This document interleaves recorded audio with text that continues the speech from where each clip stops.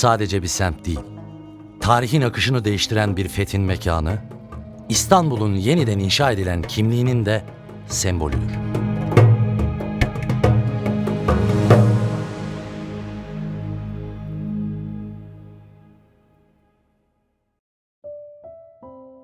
Beşinci yüzyılın başında şifacı azizler Kosmas ve Damian adına yaptırılan manastır nedeniyle Kozmodion olarak anılan Eyüp, fetih sırasında sahabe Halid bin Zeyd, Ebu Eyyub el-Ensari'nin mezarının keşfi üzerine yapılan türbesiyle dinsel kimliği değişse de kutsal bir yer olma özelliğini günümüze kadar korur.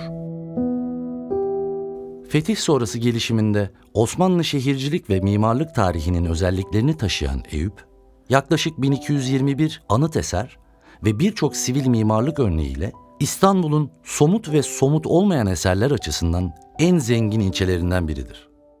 Kendine özgü gündelik yaşamından mimarisine, kaybolan mesleklerinden endüstri miraslarına, eğitim, inanç, peyzaj ve göç tarihinden sanat, müzik ve sinema geçmişine kadar geniş bir kültürel yelpazeye sahiptir.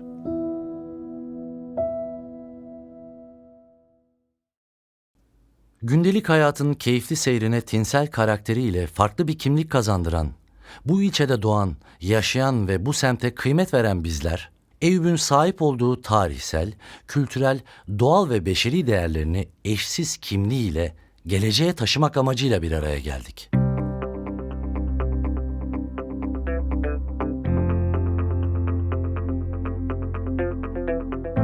Her oluşumun kendine özgü bir hikayesi vardır. Bizim hikayemiz, Eyüp'te kent hafızasını koruyup yaşatarak, geçmişin izlerini geleceğe taşıyacak bir kent müzesi kurma hayaliyle başlar. Aslında 1980'li yıllarda Haliç kıyıları kamulaştırma çalışmaları sırasında yıkılan 1884 tarihli Eyüp Askeri Rüştiyesi binası, 2004 yılında aslına uygun olarak projelendirilir. Yapının yeniden inşasından sonra 24 Ekim 2007 tarihli Kültür ve Turizm Bakanlığı'nın onayıyla Nezih Eldem Şehir Müzesi kurulur. Bu ilk müze hedefine ulaşamaz ve izni iptal edilerek işlevi sonlandırılır.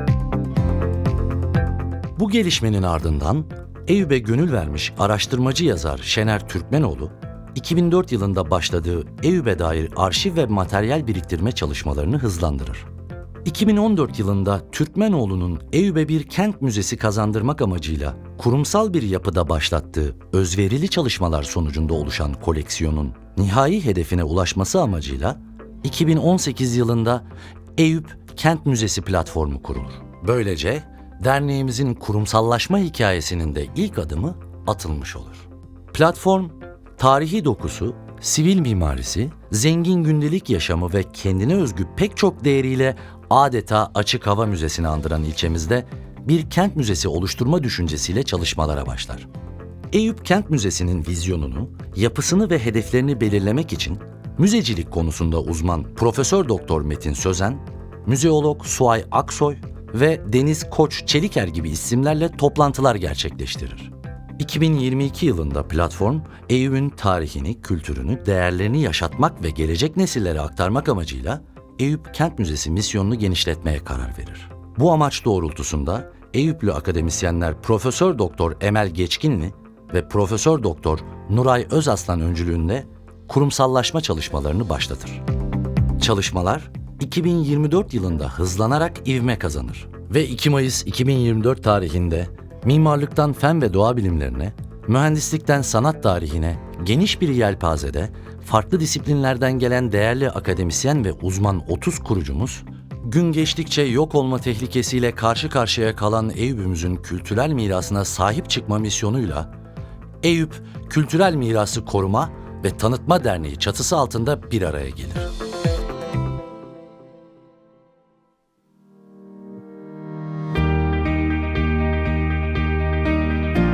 Eyüp Kültürel Miras olarak bizler, zengin, somut ve somut olmayan kültürel mirasımızın envanterinin oluşturulmasına katkıda bulunmayı, günümüze ulaşmayan kültürel miras için gerekli olan araştırma ve teknik çalışmaları yürütmeyi, günümüze ulaşabilen değerlerin korunması ve tanıtılması içinse projeler geliştirmeyi ve özgün evrensel nitelikleri nedeniyle dünya kültür mirası olarak da tanınmasına katkı sunmayı başlıca hedeflerimiz olarak görüyoruz.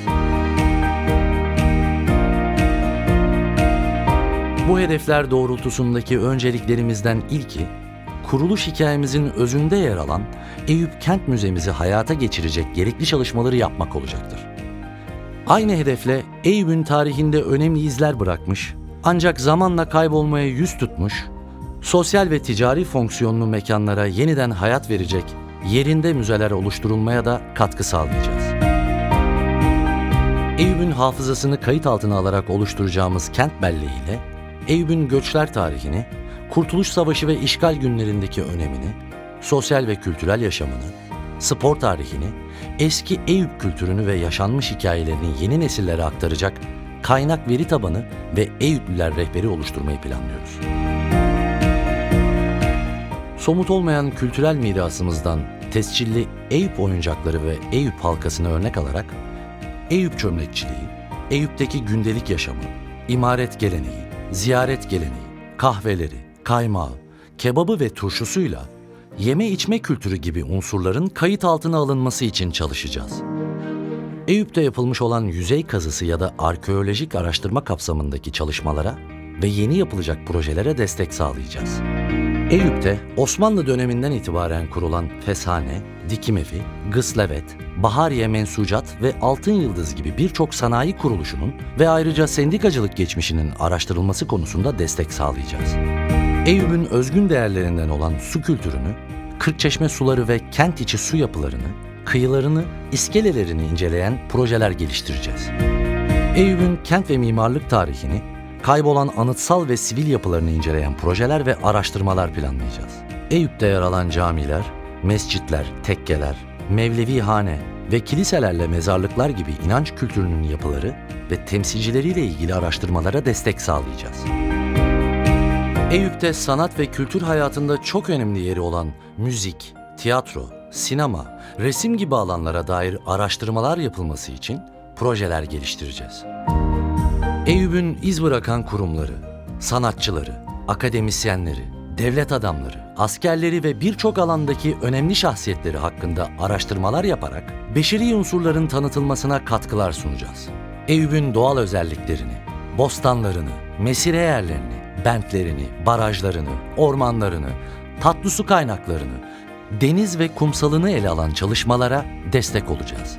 Kültürel mirasımızın doğal afetler ve iklim değişikliğinin oluşturduğu tehlikelere karşı sürdürülebilir bir şekilde korunmasını sağlamak için yapılacak çalışmalara katkıda bulunacağız.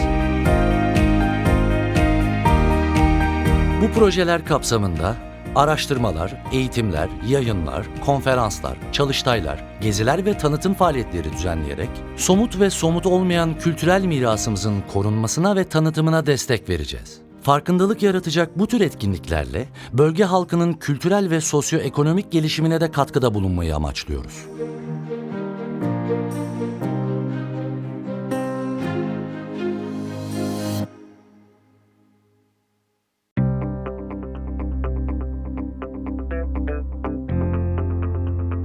Ana misyonumuz, mevcut kültürel miraslarımızın karşı karşıya kaldığı ya da kalabileceği tehlike ve risk öğelerini belirlemek, bu doğrultuda alınabilecek önlemleri sınıflandırmak ve gerekli yönetici makamları bilgilendirmektir. Ayrıca kaybolan kültürel mirasımızı hatırlatmak ve mümkünse yeniden canlandırmak da derneğimizin hedefleri arasındadır. Eyüp Kültürel Mirası Koruma ve Tanıtma Derneği, bu hedefler ve misyon doğrultusunda Eyüplüler, akademisyenler, araştırmacılar, kamu kurumları, üniversiteler ve ilgili paydaşlarla ortak çalışmalar yaparak kültürel mirasımızın sürdürülebilirliğini sağlamak için çalışacaktır.